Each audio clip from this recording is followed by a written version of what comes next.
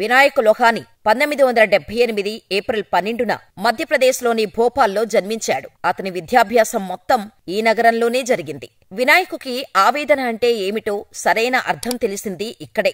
అందరికీ అన్నీ వసతులుండవని, కొందరసలు ఏ సౌకర్యం లేకుండా జీవితంలో రాణించాల్సి ఉంటుందని అర్థమైంది కూడా అక్కడే. కత్తి లేకుండానే యుద్ధం చేయాల్సిన పిల్లల సంఖ్య ఈ సమాజంలో చాలానే ఉందని ఆలోచన వచ్చింది అక్కడే. వినాయక్ తాను ఖరగ్పూర్ ఐఐటిలో బీటెక్ చేస్తున్నప్పుడు కూడా మనస్సు నిండా ఇవే ఆలోచనలు. అదే సమయంలో ఐఐఎం కోల్కతాలో ఎంబీఏ చదువుతున్నప్పుడు కూడా ఆయనలో ఇవే భావాలు కలిగేవి. తనలోని ఆలోచనలకు వివేకానంద సూక్తులు తోడయ్యేవి. అలా చదువుతుండగానే 3 పిల్లలను చేరదీసి వారిని ఒక అద్దె ఇంట్లో ఉంచి బాగోగులు చూడటం ప్రారంభించాడు వినాయక్. ఒకరిద్దరిని చేరదీయటంతోనే తన పని అయిపోలేదని తెలుసుకున్నాడు. కాని అప్పటికీ వినాయక్ దగ్గర అంత ఆర్థిక బలం లేదు. అయినా సరే ఏదో చెయ్యాలనే ఉద్దేశంతో 15 మంది పిల్లలతో 2003లో పరివార్ ఆశ్రమ్ స్థాపించాడు.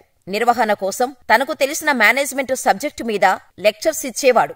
ఇవి ఎంబీఏలో చేరాలనుకునే వారికి ఎంతగానో ఉపయోగపడేవి. ప్రేమ, పెళ్లి, ఉద్యోగం, ఆరోగ్యం ఏ సమస్యలైనా కేవలం మీ ఫోటో మరియు చేయి చూసి ఉచితంగా జ్యోతిష్యం చెప్పబడును. ఈ కింది నంబర్ను సంప్రదించండి.